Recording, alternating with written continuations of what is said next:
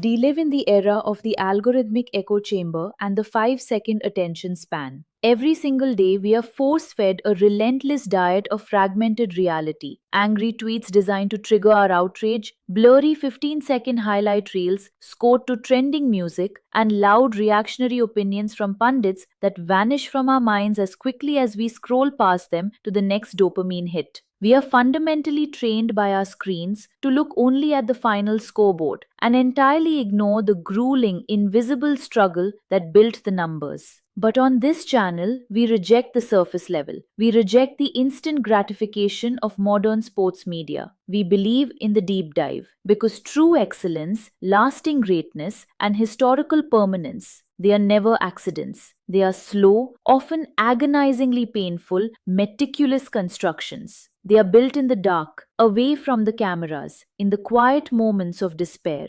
Exactly. If you want to understand the absolute peak of the mountain, you cannot just look at the summit.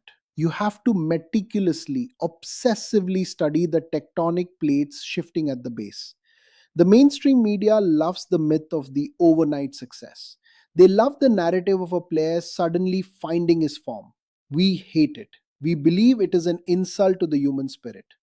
Whether we are analyzing a geopolitical chess move in Eastern Europe that redraws world borders overnight, a film director like Christopher Nolan using a specific 70 mm lens to isolate a character and force the audience to feel pure, unfiltered grief, or the behavioral economics driving a multi-billion-dollar Silicon Valley pivot. It is all deeply connected. It all traces back to the architecture of human behavior and resilience. On this channel, we do not just report what happened on a scoreboard. We dismantle the noise to find the hidden pattern. We look for the psychological architecture. We look for the hidden scripts of life. Why do some world leaders stay absolutely terrifyingly calm while their nations are in existential crisis, while others panic at a single bad headline? How does one isolated, seemingly irrational decision in a child's life, a sudden move across the country, a father's silent, career ending sacrifice, forge a world champion 20 years later? Humans leave profound footprints in everything they do. They leave them in their silence, in their technique, in their body language, and most importantly, in how they metabolize failure. We want to know what happens to the human brain when the expectations of a billion people are demanding absolute perfection, and the system you play for refuses to catch you if you fall. We aren't here to give you news you can read on a sports sticker, a Wikipedia page, or a Reddit thread. We are here to give you an entirely new perspective.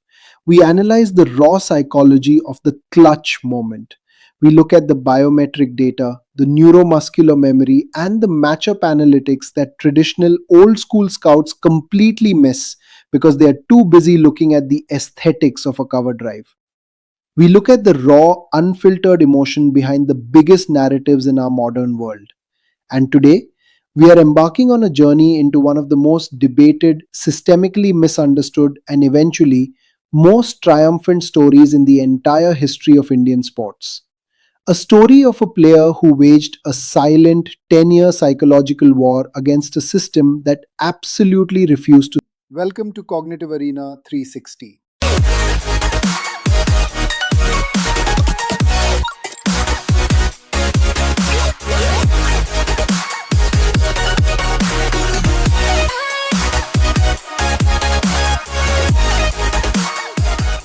Picture this.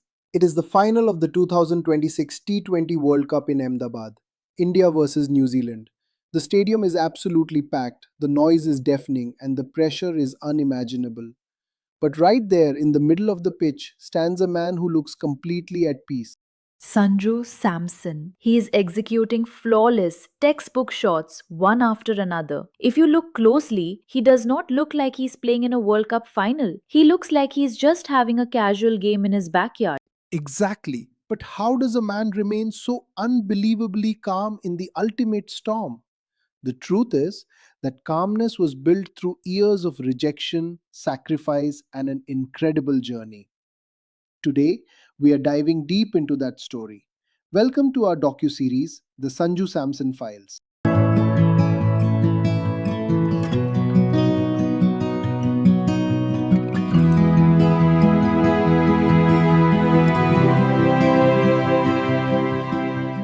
To truly understand Sanju, we have to travel back in time, away from the bright lights, to a police residential colony in GTB Nagar, North Delhi. Sanju's father, Samson Vishwanath, was a constable in the Delhi police, but he was also a former elite football player who represented Delhi in the prestigious Santosh Trophy. So, athletic rigor was in the family's blood. He saw a spark of elite hand eye coordination in Sanju when he was just 3.5 years old. He saw the talent and he pushed it. Vishwanath used to make a young Sanju and his older brother Sully practice with the older, much stronger Delhi police team to build their reflexes. But the cricket politics in Delhi were brutal. The turning point, the moment that changed everything, was when a young Sanju was rejected from the Delhi under 13 squad for the Dhruv Panduve trophy. It was a devastating blow. Most parents would have asked their child to focus on academics after a systemic rejection like that. But Vishwanath did the unthinkable. Recognizing that Delhi's environment wasn't a meritocracy, he took voluntary retirement from the police force. He even skipped his head constable exams. He gave up his own career, his financial security, and moved his entire family all the way to a small coastal village in Kerala just to give his sons a fair chance. Can you even imagine the psychological pressure on a young boy? Knowing your father gave up his entire livelihood just so you could play cricket? That could crush a kid. But Vishwanath told him one thing: carry yourself like a leader. That immense sacrifice became the foundation of Sanju's incredible mental strength.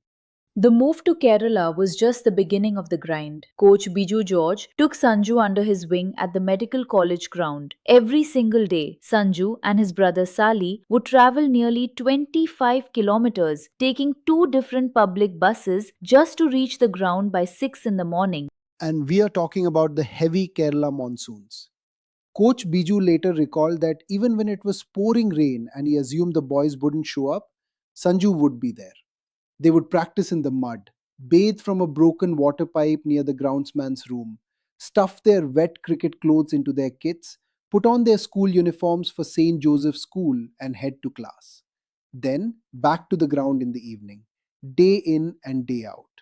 It was a master class in delayed gratification. But even then, Sanju's initial plan was practical. He wanted to become a civil servant. That all changed on a drizzly evening on April 18th, 2008. A 14-year-old Sanju was watching television in a hotel room in Kottayam and he saw Brendan McCullum smash an impossible 158 runs in the very first match of the IPL. That innings completely rewired his brain. The sheer aggression. He decided right then and there that he did not want to be a collector. He wanted to be a T20 superstar. And he did not wait long to prove it. He absolutely shattered records in the under 13 tournament, scoring 972 runs in just 9 innings, including 4 centuries. That domestic dominance fast tracked him to his first class debut for Kerala at just 17 years old. He even became the vice captain of the Indian Under 19 World Cup squad in 2014. By 2013, he was picked up by the Rajasthan Royals in the IPL, where he met his ultimate mentor, Rahul Dravid. The experts were mesmerized. Zubin Bharucha from the Royals noticed that Sanju had a rare, effortless backlift. It wasn't just coaching. Bharucha called it his innate DNA of depth perception. He could subconsciously calculate the velocity and dip of the ball differently than anyone else. His timing wasn't forced, it was biological. But as his fame skyrocketed and the media labeled him the next big prodigy, Sanju needed something to keep his feet on the ground, and he found that anchor in his college friend Charulata. It is actually a very sweet, remarkably normal story for a superstar. In the middle of all this high stakes cricket, he just sent her a simple Facebook friend request while they were studying at Mar Ivanios College, where she was pursuing her BSc in chemistry. That request turned into a deeply private 5 year courtship. They completely hid it from the media glare, eventually leading to a quiet, intimate wedding in Kovalam in December 2018. In the chaotic, often toxic world of Indian cricket fame, where players are worshipped one day and destroyed the next, Charulata became his secure attachment figure. She loved him for who he was, not for his cricket statistics. From a psychological standpoint, that is massive. When you know Your fundamental human worth is safe at home. Your fear of failure on the pitch drastically reduces.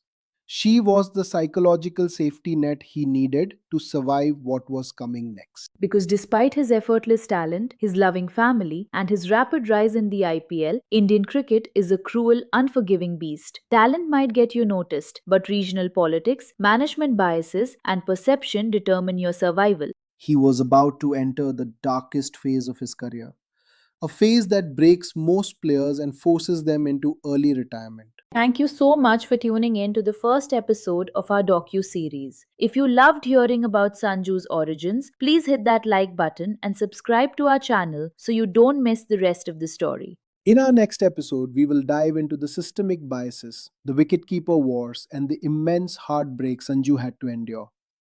We will see you next time. Thanks for watching.